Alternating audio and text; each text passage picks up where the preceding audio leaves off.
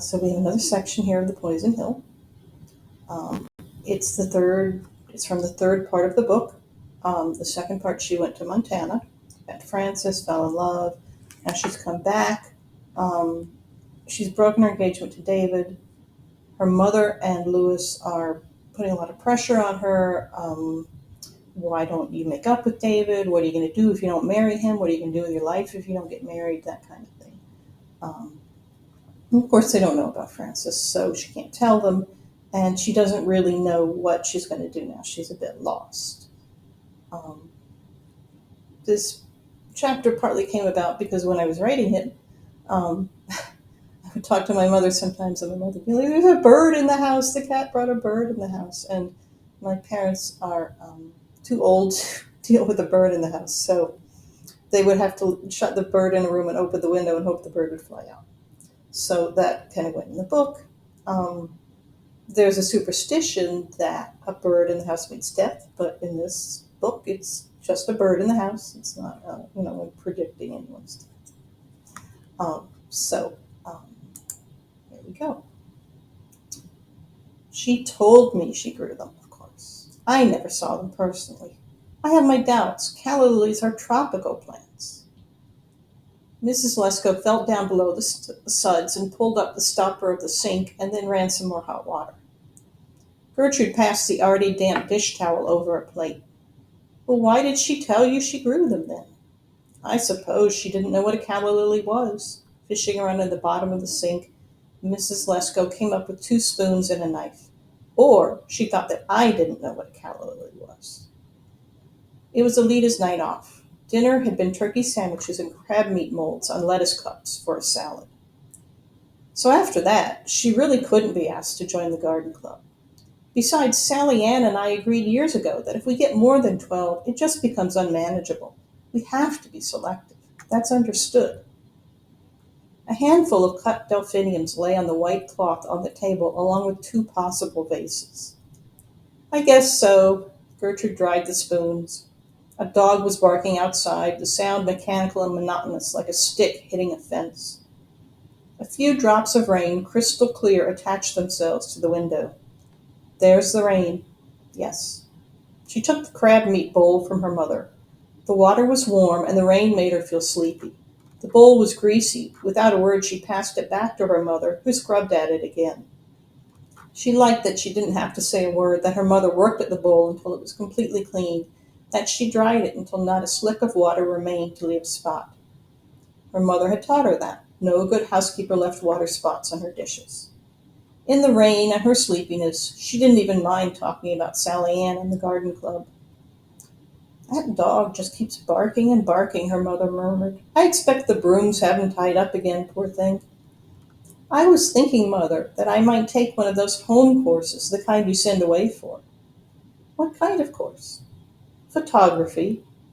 Gertrude took the crab meat bowl, now clean again, and began to dry it. Photography? Why? I think it's interesting. You've never shown an interest in it before. Well, I am now. More drops appeared up and down the window, round and small like animal paw prints. I think Marley's out. You want to call him? I saw him in his basket a while ago. Really? I thought he went out. Mrs. Lesko felt down beneath the subs and pulled the stopper out of the sink. Over the sound of the drain, Gertrude said, I don't think it costs very much. What doesn't? Oh, the photography. But what would you do with it? The ad said they'd place you at a newspaper or go out and work for a newspaper, Gertrude? Well, why not? Or I could have a studio. You'd likely have to take pictures of dead bodies and things, road accidents. Well, I could have a studio, do portraits, you know. Oh, Gertrude, what a way to make a living. As good as any other. Think of the work. It'd be enormous to get started, and you'd need real money to do it. Well, you'd enjoy being married so much more. And it's not as if you've ever shown any interest in it or hidden talent. You don't even own a camera anymore. The sink had drained. Mrs. Lesko put on the hot water and began to rinse the sides. I really think that cat is outside. Can't you call him, Gertrude? But I want to do it, Gertrude said, and she went over and opened the back door and the screen. Marley, who had been crouching on the steps, sprang up, and into the house, carrying a dark shape in his mouth. Mother, a wing was thrashing. Mother, he's got a bird. The cat, silver drops shining on his gray fur, tried to pass them towards the dining room. Before he got there, something swooped up, arcing across the kitchen ceiling, and then vanished into the dining room. Marley leapt after it with a long, cheated wail. Where is it? Mrs. Lesko cried. Oh, why does this always happen when your father is out of the house? Gertrude stepped into the dining room. The door to the rest of the house was shut, so it couldn't have gone anywhere else. Go get Louis, her mother said. He won't be any help. It would be under something. She knelt and lifted the tablecloth. He'll just stand around making jokes about it. It's bad luck, a bird in the house. It means death. Under the brake front, something moved. A bright eye blinked, and she saw the curve of a beak. It's a robin. She withdrew her head and looked at her mother. Give me one of the dish towels. You better get Marley out, too. Her mother stumbled around the room, chasing after Marley, and finally shut him out. She came back in with the dish towel. I'm going up to get Louis. Gertrude threw the towel at the bird, which dodged it. She could hear her mother's voice upstairs explaining, and then the creak of Louis's feet crossing the hall. She made another launch with the towel, close enough to tangle the bird up, and tugged it out, closing her hands around it before it could fly away again. It struggled and then lay still. The brown head tilted and the eye blinked. It was both smaller than she had thought. With its feathers not puffed up, it seemed scrawny, and stronger, more vivid, more alive, a creature about to kick away up from her into the air.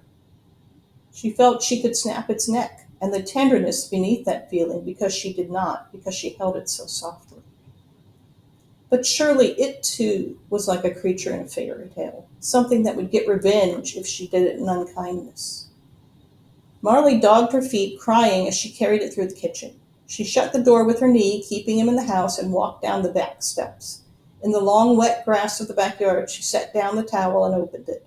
A flutter, and immediately the bird was on one of the lower branches of the cherry tree, turning its head, looking around.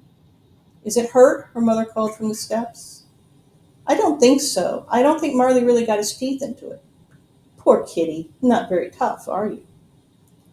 The robin gave a short trill and then launched itself into the sky, becoming nothing more than a streak, vanishing behind the neighbor's trees. Louis was on the porch next to her when she turned. He said, Gee, what were you bothering me for? From now on, when a bird gets in the house, just call Gertrude. Oh, really? Gertrude, wash your hands and throw that towel out, please. Mrs. Lesko opened the back door. It's still bad luck. I don't care what anyone says. Well, we're all going to die someday. Gertrude rinsed the sink and patted it dry with the new dish towel.